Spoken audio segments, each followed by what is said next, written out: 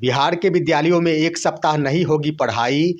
नियोजित शिक्षकों को राजकर्मी का दर्जा मिलने के बाद सता रहा वेतन भुगतान और स्थानांतरण का डर। खबर देखने वाले आप तमाम दर्शक बंधुओं को अपने ही दोस्त एस के चौधरी की ओर से प्यार भरा नमस्कार और आदाब।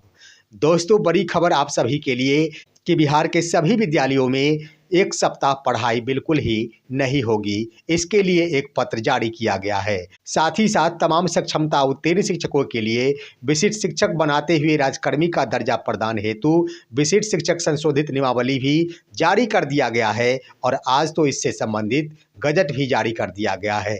और शिक्षकों के लिए ये संभावनाएं बढ़ गई है कि जनवरी 2025 शिक्षकों के लिए खास अवसर होगा जब शिक्षक राजकर्मी का दर्जा प्राप्त कर लेंगे। लेकिन राजकर्मी का दर्जा प्राप्ति के उपरांत तमाम सक्षमता उत्तीर्ण शिक्षक जो विशिष्ट शिक्षक का दर्जा प्राप्त करेंगे, उन्हें इस बात का डर सताने लगा है कि उनका वेतन का भुगतान आखिर हो पाएगा या फिर नहीं हो पाएगा, तथा शिक्षकों को राजकर्मी बनाने के बाद ऐसा न हो कि सामूहिक रूप से स्थानांतरित कर दिया जाए। दोस्तों, इन तमाम बिंदुओं के ऊपर आज के इस वीडियो में हम चर्चा करेंगे, लेकिन इससे पहले हमारा गुजारिश होगा कि अगर आप नए हैं और अभी तक हमारे इस चैनल सुसत्य वचन को सब्सक्राइब नहीं किए हैं तो कृपया अभी सब्सक्राइब कर लेंगे। दोस्तों, बिहार के सभी विद्यालयों में एक सप्ताह किसी भी प्रकार की पढ़ाई नहीं होगी और वो सप्ताह होगा दिनांक 2 जनवरी 2025 से लेकर 9 जनवरी 2025। इससे संबंधित एक पत्र जारी किया गया है और वह पत्र अपर मुख्य सचिव शिक्षा विभाग को प्रेषित किया गया है। दोस्तों, यह पत्र बिहार राज्य खेल प्राधिकरण की ओर से शिक्षा विभाग के अपर मुख्य सचिव को लिखा गया है, जिसका विषय के रूप में लिखा गया है खेल सप्ताह आयोजन के संबंध में। इस पत्र में आगे उल्लेख किया गया है कि उपर्युक्त विषय के संदर्भ में कहना है कि शिक्षा विभाग, खेल विभाग एवं बिहार राज्य खेल प्राधिकरण के संयुक्त तत्वावधान में बिहार प्रतिभा खेल पहचान मसाल 2024 कार्यक्रम का आयोजन किया जा रहा है। मसाल प्रतियोगिता के सफल आयोजन हेतु सभी विद्यालयों में दिनांक 2 जनवरी 2025 से लेकर 9 जनवरी 2025 तक के अवधि को खेल सप्ताह के रूप में मनाते हुए पठन पाठन से संबंधित सभी कामों को स्थगित रखकर खेल गतिविधि कराया जाए, जिसमें प्राचार्य सहित सभी शिक्षक एवं कर्मियों की सहभागिता हो। यानी यह पत्र खेल प्राधिकरण की ओर से एसीएस डॉक्टर एस सिद्धार्थ को लिखा गया है कि 2 जनवरी 2025 से लेकर 9 जनवरी 2025 तक बिहार के सभी विद्यालयों में खेल सप्ताह के रूप में मनाया जाएगा और उस दिन किसी भी प्रकार के शैक्षणिक गतिविधि का आयोजन नहीं किया जाएगा। यहाँ तक कि पढ़ाई लिखाई से संबंधित कोई भी क्रियाकलाप संपादित नहीं होंगे। पूर्ण रूपेण छात्रों को खेल की गतिविधियों में शामिल किया जाएगा और वह पूरा एक सप्ताह किया जाएगा। इस तरह से 2 जनवरी से लेकर 9 जनवरी 2025 तक बिहार के सभी कोटियों के शिक्षक पठन पाठन से दूर रहेंगे, परंतु खेल मसाल 2025 को लेकर शिक्षक अपनी जागरूकता दिखाते हुए छात्रों के खेल प्रतियोगिता में अपनी अहम भूमिका निभाएंगे। वहीं दोस्तों, बिहार के सक्षमता उत्तीर्ण शिक्षकों के लिए एक बड़ा चिंता का विषय बन चुका है कि राजकर्मी का दर्जा मिलने के बाद शिक्षकों का वेतन का भुगतान आखिर किस आधार पर हो सकेगा और साथ ही साथ उन्हें यह संभावना देखने को मिल रही है कि ऐसा न हो कि बिहार सरकार और शिक्षा विभाग के द्वारा सामूहिक रूप से एक साथ सभी शिक्षकों का स्थानांतरण कर दिया जाए। इसका मुख्य कारण ये है कि बिहार विशिष्ट शिक्षक संशोधित नियमावली जो जारी किया गया है, उसमें कई बिंदुओं का उल्लेख किया गया है। सबसे पहले तो यह उल्लेख किया गया है कि शिक्षकों को काउंसलिंग के उपरांत औपबंधिक नियुक्ति पत्र दिया जाएगा और उसके बाद एक तिथि का निर्धारण किया जाएगा और उस तिथि के अंतिम तिथि तक ही शिक्षकों को अपने ही विद्यालय में पुनर्योगदान करना होगा। जिस तिथि को वो योगदान करेंगे उस तिथि से वो औपबंधिक रूप से विशिष्ट शिक्षक कहे जाएंगे। उसके बाद इस बात का भी उल्लेख किया गया है कि जब शिक्षकों के प्रमाण पत्र पूरी तरह जांच कर लिए जाएंगे, जिला शिक्षा पदाधिकारी द्वारा उनकी सेवा की संपुष्टि कर दिया जाएगा, उसके बाद ही वो शिक्षक अस्थायी रूप से विशिष्ट शिक्षक का दर्जा प्राप्त कर सकेंगे। ऐसे में एक सवाल यहाँ पर ये खड़ा हो रहा है कि शिक्षक अभी अस्थायी रूप से विशिष्ट शिक्षक नहीं बनेंगे। सेवा संपुष्टि के बाद ही शिक्षक अस्थायी रूप से विशिष्ट शिक्षक का दर्जा प्राप्त कर सकेंगे। अब यहाँ पर प्रमाण पत्रों की जांच की बात कही जा रही है क्या प्रमाण पत्रों के जांच के क्रम में शिक्षकों के वेतन का भुगतान संभव होगा या फिर उस पर रोक लगा दिया जाएगा? यह एक गंभीर समस्या उत्पन्न हो रही है, क्योंकि शिक्षकों का वेतन का मामला काफी अहम रखता है। यह वेतन उनके बच्चों से जुड़ा हुआ होता है और सबसे बड़ी बात कि जब भी शिक्षकों का वेतन आता है, उनके बच्चों द्वारा पैसों की मांग तो नहीं की जाती है, लेकिन बैंक के द्वारा उन्हें पैसों की मांग लगातार ही कर दी जाती है। क्योंकि लगभग 90% ऐसे शिक्षक हैं बिहार के जिन्होंने लोन जरूर ले रखी है, और इसका मुख्य कारण ये है कि बैंकों द्वारा विद्यालय विद्यालय घूमकर शिक्षकों को लोन मुहैया कराया जा रहा है। जिन्हें आवश्यकता नहीं भी होती है, उनके द्वारा आवश्यकताओं को सृजन कर लिया जाता है और लोन उठा लिया जाता है। ऐसे में शिक्षकों को यह डर सता रही है कि ऐसा न हो कि प्रमाण पत्र जांच के क्रम में शिक्षकों के वेतन का भुगतान ही लंबित हो जाए। अगर ऐसी परिस्थिति उत्पन्न होती है तो भुखमरी की स्थिति पैदा हो जाएगी। लेकिन मेरा मानना है कि ऐसा नहीं हो पाएगा, क्योंकि बिहार सरकार और शिक्षा विभाग के द्वारा ये बातें बिल्कुल ही समझी जा रही है कि यह शिक्षकों का वेतन नहीं होता, उनके परिवार का वेतन होता है, उनके बाल बच्चों के पेट से जुड़ा हुआ होता है। ऐसे में अगर समयबद्ध तरीके से प्रमाण पत्रों की जांच नहीं हो पाती है तो निश्चित रूप से प्रत्याशा के साथ शिक्षकों के वेतन का भुगतान किया जा सकता है, क्योंकि वेतन बिना कुछ भी कल्पना नहीं किया जा सकता। वहीं दोस्तों, शिक्षकों के मन में एक और डर सता रही है, जैसा कि विशिष्ट शिक्षक नियमावली में इस बात का प्रावधान कर दिया गया है, और वह प्रावधान है स्थानांतरणीय पद। क्योंकि विशिष्ट शिक्षक का पद है जो कि स्थानांतरणीय है और शिक्षा विभाग द्वारा इसे स्थानांतरणीय बना दिया गया है। फिलहाल तो शिक्षक अपने ही विद्यालय में रहकर राजकर्मी का दर्जा प्राप्त कर लेंगे, लेकिन जब उनका पद स्थानांतरणीय है तो निश्चित रूप से उनका स्थानांतरण भी होगा।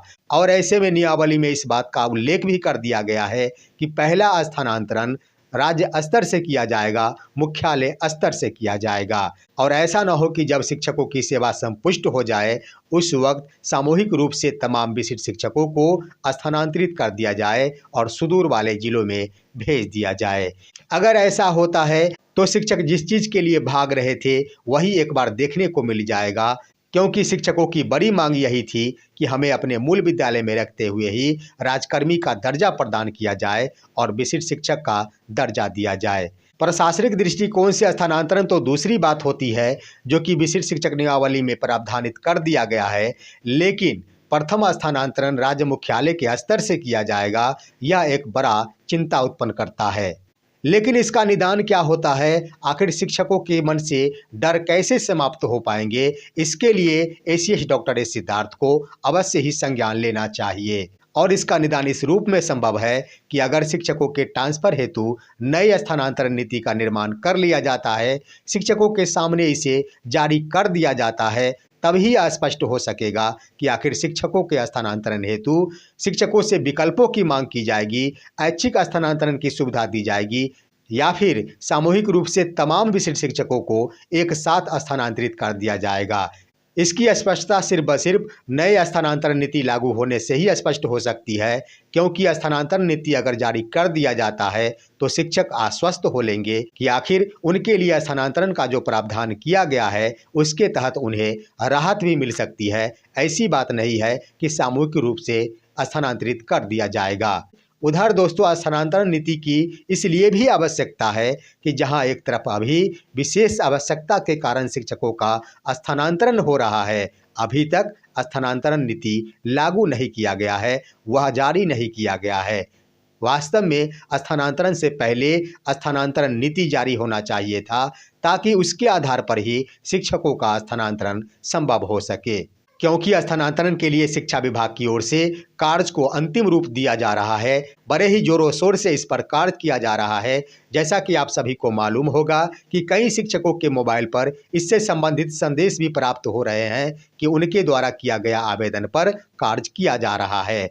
ऐसे में शिक्षकों की आशाएं जग गई है कि अब उनका स्थानांतरण निश्चित रूप से हो जाएगा, अब शायद कोई भी बाधा उत्पन्न नहीं हो सकेगी। लेकिन उससे पहले स्थानांतरण नीति लागू होना अहम माना जाता है, इसलिए स्थानांतरण से पहले शिक्षकों का स्थानांतरण नीति जारी कर देना चाहिए। हम अपने वीडियो के माध्यम से एसीएस डॉक्टर एस सिद्धार्थ से यह आग्रह करना चाहेंगे कि जो भी विशेष आवश्यकता के कारण स्थानांतरण की प्रक्रिया अपनाई जा रही है, उसके साथ साथ सक्षमता उत्तीर्ण शिक्षक जो कि आने वाले दिनों में विशिष्ट शिक्षक का दर्जा प्राप्त करने वाले हैं, उनके स्थानांतरण नीति का भी प्रकाशन होना चाहिए, निर्माण किया जाना चाहिए, ताकि शिक्षकों के मन में व्याप्त भय और संशय समाप्त हो जाए।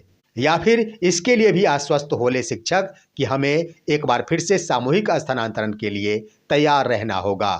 वहीं दोस्तों, स्थानांतरण की बातें तो चल रही है, राजकर्मी की बातें भी चल रही है, लेकिन अभी तक इसका खुलासा नहीं हो पाया है कि आखिर शिक्षकों के लिए राजकर्मी का दर्जा संबंधी एक तिथि, जिसका निर्धारण एक पत्र के माध्यम से किया जाएगा, वो तिथि आखिर कब होगी। चारों तरफ खबरों के गलियारों में ये खबर चल रही है कि शिक्षकों को 1 जनवरी 2025 से राजकर्मी का दर्जा प्रदान कर दिया जाएगा, लेकिन नियमावली में इस बात का उल्लेख किया गया है कि जब शिक्षकों की काउंसलिंग की प्रक्रिया संपन्न हो जाएगी, उसके बाद उन शिक्षकों को औपबंधिक नियुक्ति पत्र प्रदान किया जाएगा और उसी औपबंधिक नियुक्ति पत्र के आधार पर शिक्षकों द्वारा औपबंधिक रूप से विद्यालय में विशिष्ट शिक्षक के रूप में योगदान किया जाएगा। ऐसे में सक्षमता 1 में उत्तीर्ण शिक्षक, ढेर सारे ऐसे शिक्षक हैं जिनकी काउंसलिंग की प्रक्रिया डाउटफुल हो गई थी, उन्होंने काउंसलिंग भी करा ली है, लेकिन उन्हें अभी तक औपबंधिक नियुक्ति पत्र की प्राप्ति नहीं हो सकी है। जब तक उन्हें औपबंधिक नियुक्ति पत्र दे नहीं दिया जाता है, तब तक वो विद्यालय में योगदान नहीं कर पाएंगे, इसलिए उन्हें भी नियुक्ति पत्र प्रदान किया जाना चाहिए। वहीं दोस्तों, सक्षमता 2 में उत्तीर्ण तमाम शिक्षकों की काउंसलिंग की प्रक्रिया भी 30 दिसंबर 2024 से प्रारंभ हो जाएगी और यह प्रक्रिया 7 जनवरी 2025 तक चलेगी। ऐसे में 7 जनवरी तक जब शिक्षकों की काउंसलिंग की प्रक्रिया ही संपन्न होगी, तो क्या सक्षमता 2 में उत्तीर्ण शिक्षकों को औपबंधिक नियुक्ति पत्र प्रदान के उपरांत उन्हें विशिष्ट शिक्षक हेतु योगदान के लिए आदेशित किया जाएगा? ये भी एक सवाल खड़ा करता है, क्योंकि उन्हें औपबंधिक नियुक्ति पत्र प्राप्त होते होते 15 जनवरी के आसपास गुजर जाएंगे। ऐसे में 15 जनवरी तक जब इन शिक्षकों को औपबंधिक नियुक्ति पत्र की प्राप्ति ही होगी, तो आखिर इनके द्वारा विद्यालय योगदान कब किया जाएगा? अगर शिक्षा विभाग के द्वारा सक्षमता 2 के लिए कोई नीति का निर्धारण नहीं किया जाता है, उनके लिए विद्यालय योगदान हेतु एक अलग तिथि का निर्धारण किया जाता है, तभी ये स्पष्ट हो सकेगा कि 1 जनवरी 2025 से तमाम शिक्षक राजकर्मी हो जाएंगे। लेकिन ऐसा होने से सक्षमता 2 के उत्तीर्ण शिक्षकों में निराशा उत्पन्न होगी। ऐसे में ये संभावना दिख रही है कि 1 जनवरी को तो छोड़ दिया जाए, 15 जनवरी के आसपास ही विद्यालय योगदान हेतु एक तिथि का निर्धारण किया जा सकता है। लेकिन आखिर शिक्षा विभाग की ओर से कौन सी कार्यनीतियों का पालन किया जाता है, कौन सी कार्यनीति बनाई जाती है, यह तो देखना होगा। फिलहाल क्या कुछ होता है, उसके लिए आशाएं बनाए रखें और निगाहें लगाए रखें। फिलहाल आज की खबर बस इतना ही। आप सभी हमारे इस वीडियो को लाइक करते हुए तमाम दोस्तों के पास शेयर कीजिए और अब दीजिए अपने ही दोस्त SK चौधरी को इजाज़त। जय हिंद, जय भारत।